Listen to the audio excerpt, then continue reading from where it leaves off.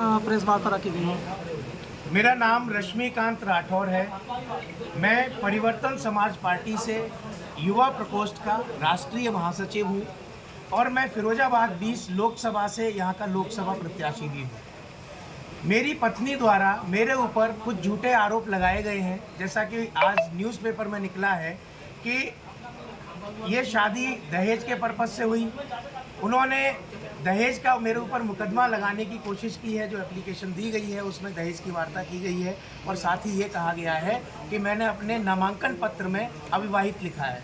मैं इन सभी आरोपों को सिरे से खारिज करता हूँ। ये आरोप निराधार है और झूठे हैं, क्योंकि मेरे नामांकन पत्र को पूरे दुनिया में से कोई भी डाउनलोड करके देख सकता है। मेरे नामांकन पत्र में ये लिखा गया है कि पत्नी साथ नहीं रहती है और उसकी जो भी जानकारी है उसको मैं पूरी तरीके से आपको बता नहीं सकता हूँ। दूसरा ये कि मेरी जो शादी हुई है वो बिना दहेज की हुई है, ज़ीरो दहेज पे हुई है, फिर भी उन्होंने ये झूठे आरोप लगाए हैं।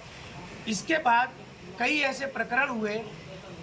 शादी के 15 दिन बाद ही उन्होंने मुझे बोला कि अपने बुजुर्ग माँ बाप को छोड़कर आप हमारे साथ अलग घर में रहें, जिसके कारण से हमारे संबंधों में खटास आई। और ये पत्नी की तरफ से ही हुआ जब मैंने मना कर दिया कि मेरे बुजुर्ग माँ बाप हैं, उनकी सेवा करना ज़रूरी है, वृद्ध हैं, बीमार रहते हैं, उनकी सेवा करना ज़रूरी है। तो पत्नी ने उनको बोझ बताते हुए मुझसे वार्तालाप करना बंद कर दिया। इसके बाद खैर बात आई गई हो गई। कुछ दिन बाद मैंने उनसे शादी के रजिस्ट्रेशन के लिए उनका आधार कार्ड मंगवाया, उनके डॉक्यूमेंट मंगवाए।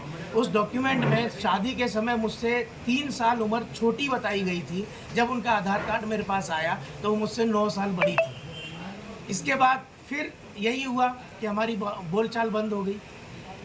कुछ समय बाद उन्होंने एक बच्चा गोद ले लिया, जिसकी जानकारी ना मुझे थी ना मेरे परिवार को थी। किसी की सहमति लिए बिना उन्होंने बच्चा गोद ले लिया, जिसके कारण से हम दोनों की बोलचाल बंद हो गई और लगभग 2-2.5 साल से हमारी बोलचाल बंद है। हम किसी से बातचीत नहीं करते। जब इतने समय से बातचीत बंद थी, अचानक से चुनाव जिस दिन होना है उसके 3-4 दिन पहले एक कोई आता है और आपके ऊपर आरोप लगाने लगता है, तो ये सीधा समझ में आता है कि विपक्षी पार्टियों की तरफ से मिली भगत से पत्नी को यहाँ बुलाकर उकसाकर ये केस करवाए जा रहे हैं, ये झूठे आरोप लगवाए जा रहे हैं। अगर उनको मुझसे किसी तरीके की तकलीफ थी तो उनको पुलिस में जाना चाहिए था, कंप्लेन करना चाहिए था। कोई तकलीफ थी, कोर्ट में जाके उन्हें केस करना चाहिए था। लेकिन पुलिस और कोर्ट में न जाके केवल एक डीएम साहब को उन्होंने एप्लीकेशन लिख के देके और सभी पत्रकारों को बांट दिया कि मुझे इस तरीके से परेशान किया जा रहा है। जब आप 2.5 साल से मेरे साथ रह ही नहीं रहे हैं तो कैसे मैं आपको परेशान कर सकता हूँ? आप घर पे भी आए, दरवाज़ा अगर ओपन नहीं हुआ तो आपने ये आरोप लगा दिया कि घर पे अभद्रता की गई। कैमरे में सारी रिकॉर्डिंग है, किसी तरीके की किसी के साथ कोई अभद्रता नहीं की गई है। मैं यहाँ से प्रत्याशी हूँ। इसका जो मेरी छवि है, कोशिश की जा रही है विपक्षी पार्टियों और पत्नी के साथ मिलकर मेरी यहाँ की राजनीतिक छवि को खराब किया जाए, जिससे कि मुझे चुनाव में नुकसान किया जा सके, मेरा समय बर्बाद किया जा सके, क्योंकि चुनाव में अधिक समय नहीं बचा है। मैं अपने चुनाव प्रचार को छोड़ के यहाँ पे लग जाऊँ।